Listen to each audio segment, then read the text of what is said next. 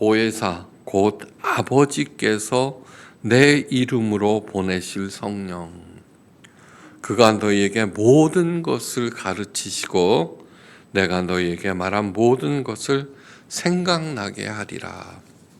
요한복음 14장 26절 말씀입니다. 이 말씀은 언제 하신 거냐 그러면은 십자가 고난과 죽음을 앞두고 제자들에게 하신 고별 설교 중에 핵심이 되는 말씀입니다. 지금 우리들은 마태복음을 통해서 예루살렘 입성을 눈앞에 둔 예수님까지 공부하였습니다. 이제 곧 종려주일, 그게 다가옵니다.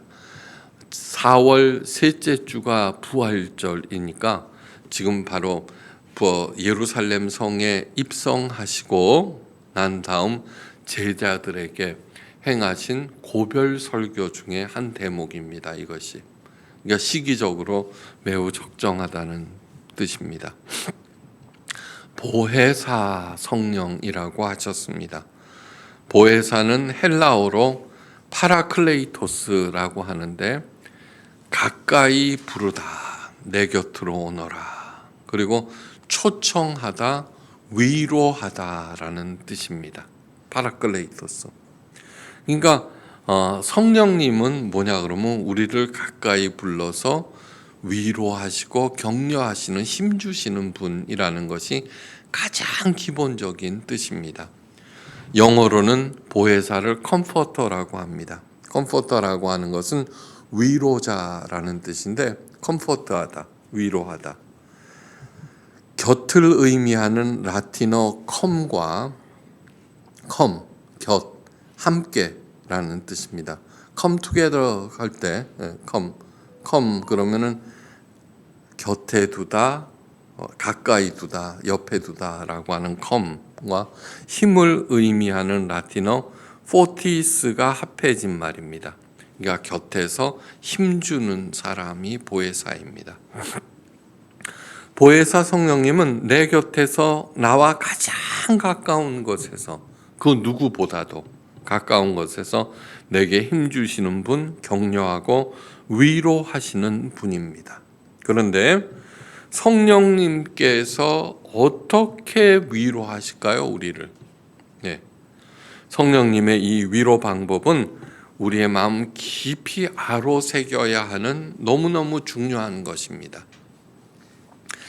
성령님께서 앞길을 활짝 열어주시거나 필요한 건강과 부를 주시는 것이 절대 아닙니다. 그렇게 해서 위로하시는 분이 아닙니다. 그분께서 위로하시는 것은 어떤 어렵고 깜깜한 혼돈의 시대에서도 하나님의 자녀들에게 모든 것을 가르치신다 그랬습니다. 모든 것을 가르치신다. 그 가르치시는 방법은 어떤 것이냐 하면은 이렇게 앉아 있거나 또박또박 가르치는 것이 아니라 예수님께서 하신 말씀을 기억나게 하시는 방법으로 우리를 위로해 주십니다. 즉 예수님의 하신 말씀을 우리가 기억해내게 하시고 그리고 그대로 살아내게 하십니다. 그리하면은 아무리 어둡고 슬픈 때라도 위로를 받고 용기를 얻게 되고 다시 시작할 수 있게 된다는 것입니다. 자, 보혜사를 주시겠다는 말씀에 이어서 예수님께서 말씀하십니다. 평안을 너희에게 끼치노니 곧 나의 평안을 너희에게 주노라. 내가 너희에게 주는 것은 세상이 주는 것과 같지 아니하니라. 너희는 마음에 근심하지도 말고 두려워하지도 말라. 자, 지금 제자들은 어떤 상황에 있냐 그러면 제자들의 마음을 크게 낙담시키고 그 가슴을 경악시키는 충격적인 일을 앞두고 있습니다. 예수님의 십자가 고난과 죽음입니다. 이 예수님의 십자가 죽음과 고난은 그동안 행한 모든 것들을 제로 이하로 떨어뜨리는 엄청난 것입니다. 자, 그때 필요한 것이 무엇일까요? 당황하고 놀라고 다 도망가고 낙담하고 하여간 세상에서 일어날 수 있는 모든 나쁜 것들이 예수님의 죽음과 함께 제자들에게 임할 것인데, 그때 예수님께서 하시는 것은 보혜사를 보내시겠다는 것과 그 다음에 마음의 평정을 나눠주겠다는 것입니다. 이것이 예수님께서 주시겠다는 것입니다. 이 평정이 무엇일까? 평안을 너에게 끼치노니, 이 평안은 우리 교회에서 가장 유명한 에이레네입니다. 헬라어로 에이레네. 에이레네를 잊지 마셔야 됩니다. 왜냐하면은 우리가 살아가면서 수많은 어려운 일, 당황스러운 일, 경악스러운 일을 만날 텐데 그때 필요한 것이 바로 에이레네이기 때문입니다.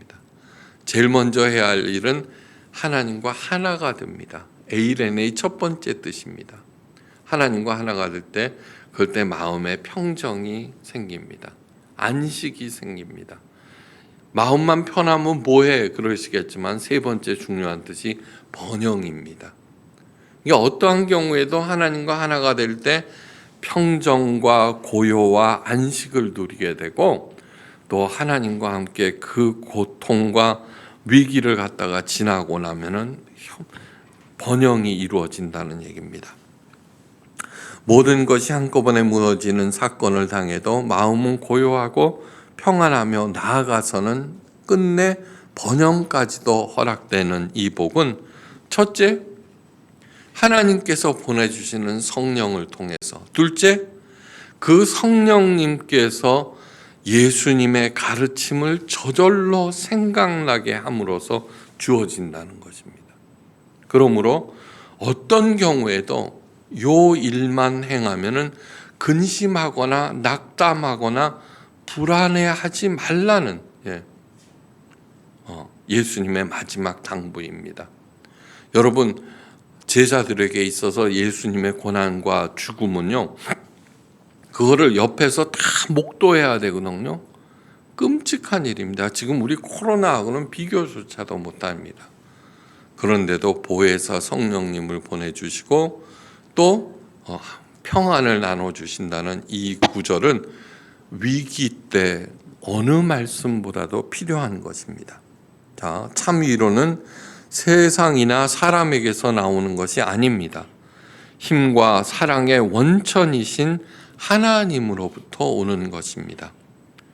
성령도 주십니다. 우리 성부 하나님께서 성령도 주십니다.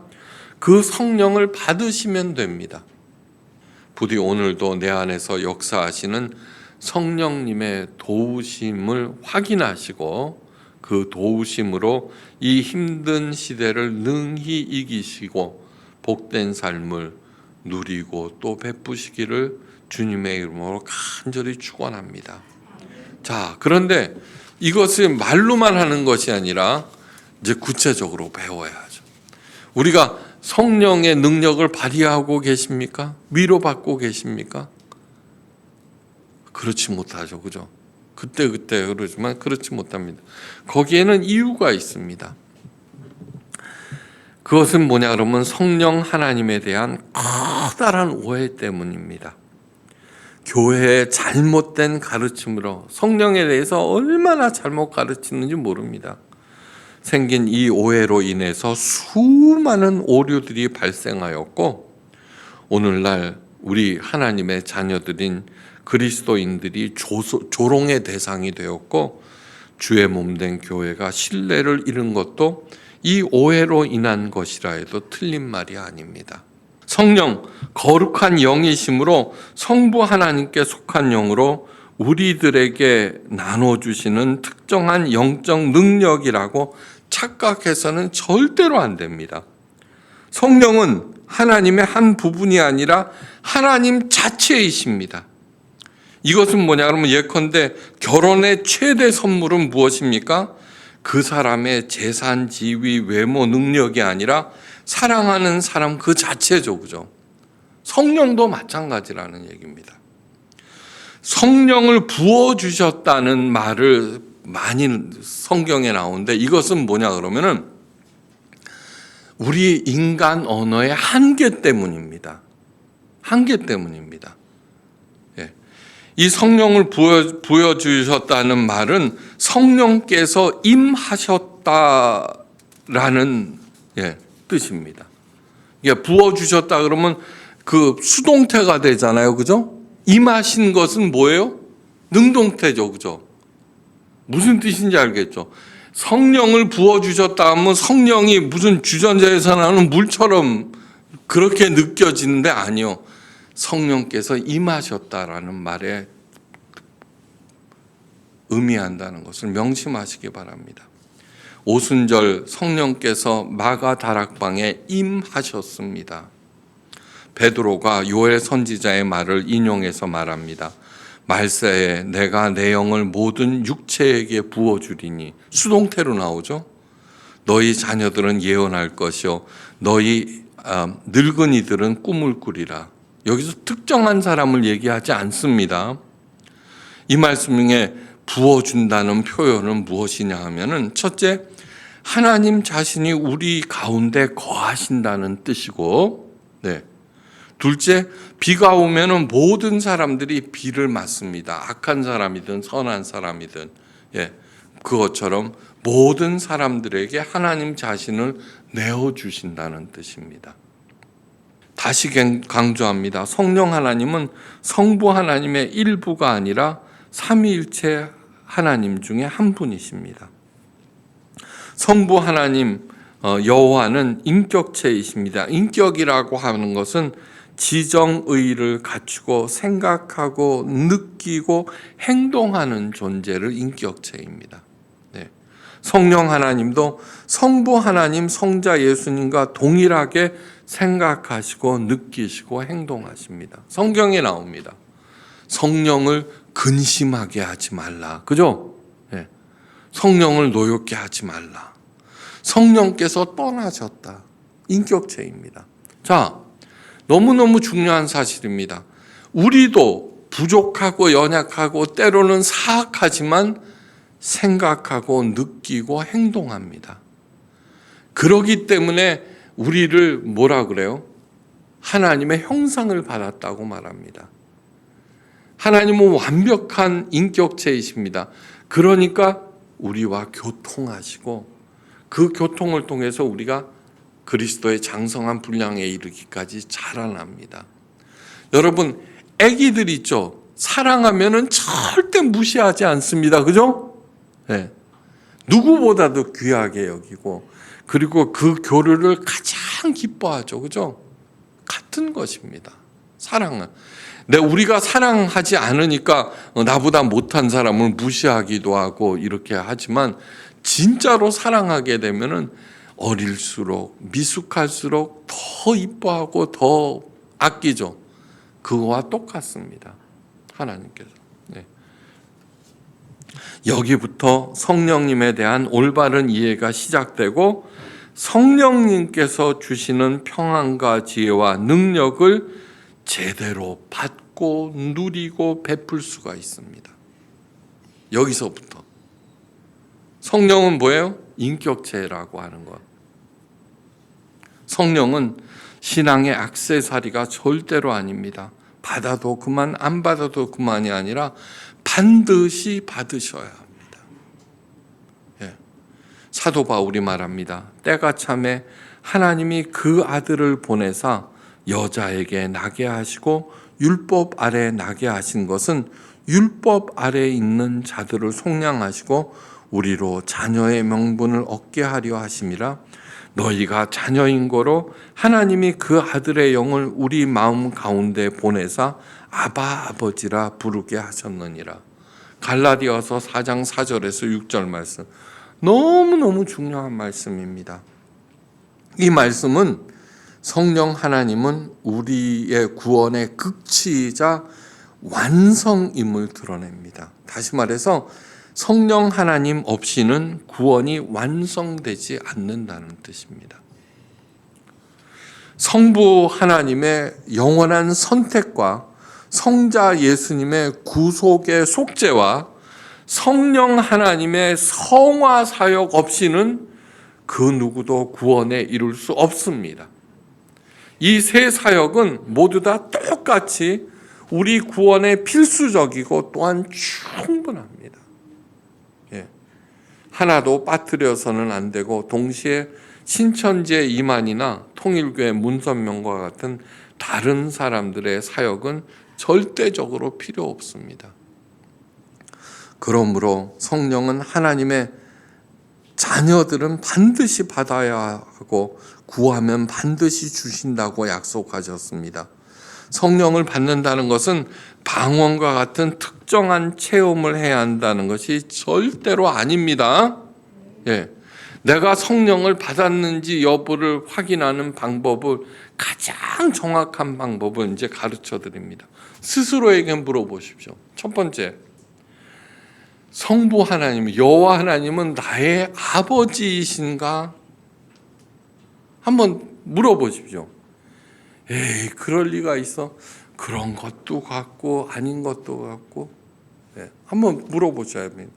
나는 예수 그리스도가 나의 유일한 구원자이시고 그분의 십자가 공로로 내가 죄사함을 받고 하나님의 자녀가 되었는가? 스스로에게 물어보십시오. 스스로에게.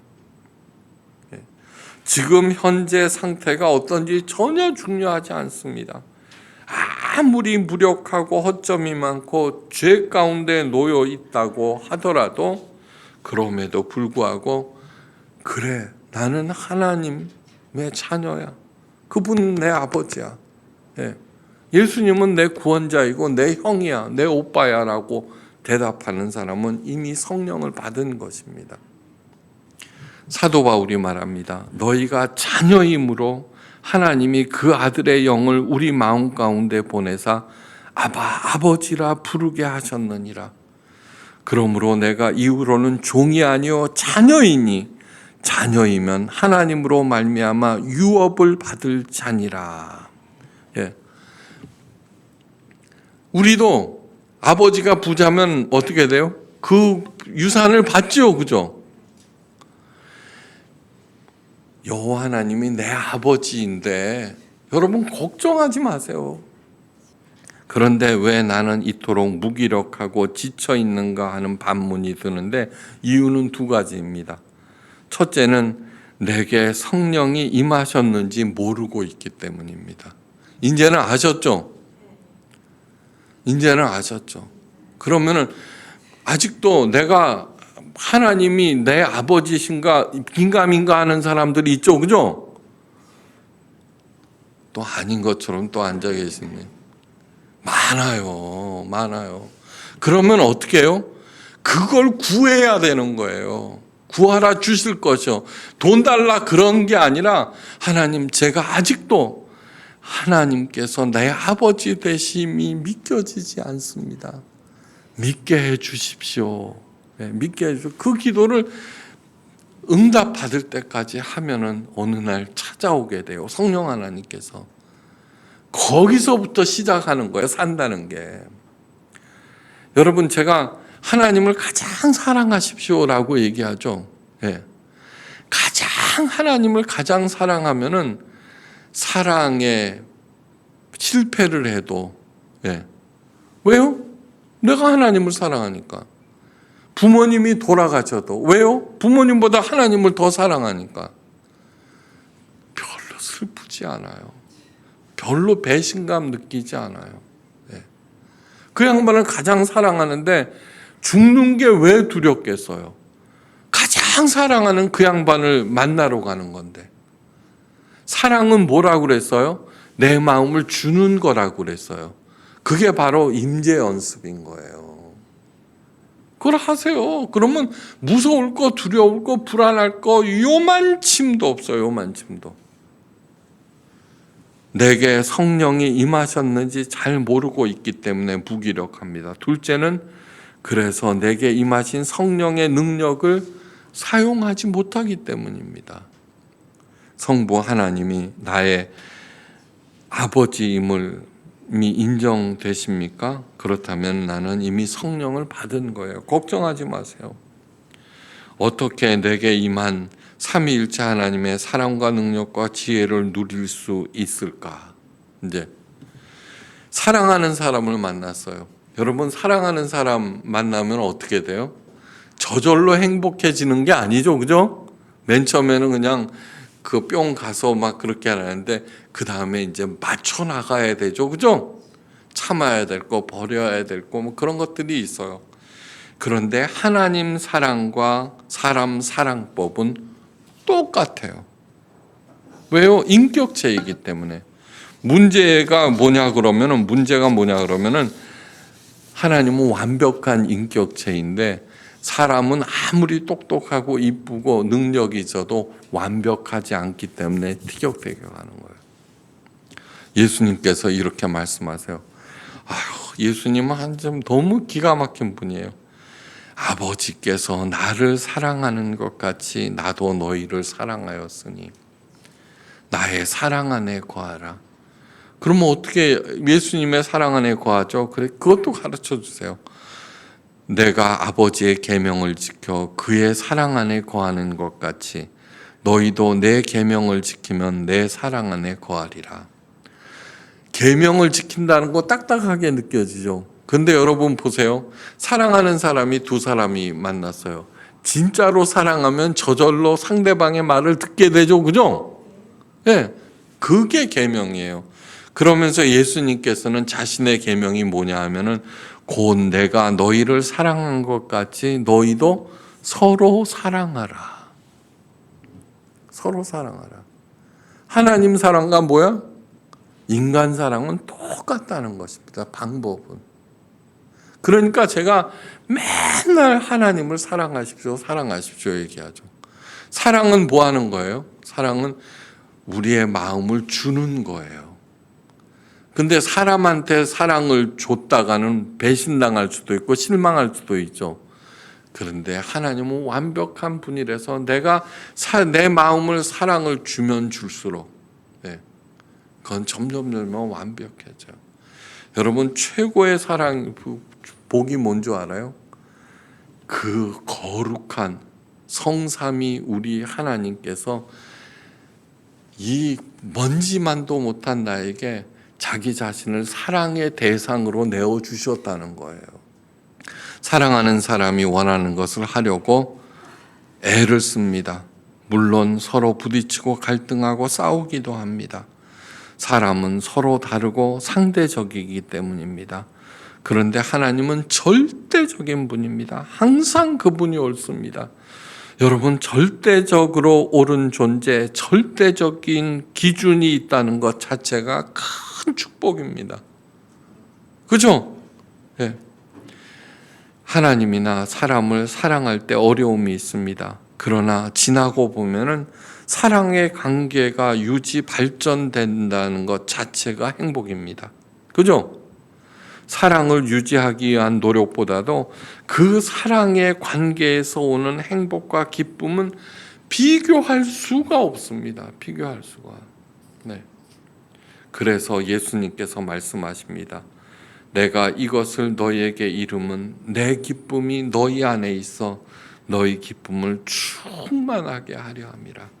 요한복음 15장 11절 말씀입니다. 고별 설교의 말씀입니다. 이것이 하나님을 가장 사랑하시기를 바랍니다. 그분께서 우리의 사랑의 대상으로 내어주셨다는 것 자체에 감사하면서 그분과 동행하면서 시와 때를 쫓아서 지혜와 능력을 공급받아 30배, 60배, 100배의 결실을 맺고 베풀고도 남음이 있기를 주의 이름으로 간절히 축원합니다.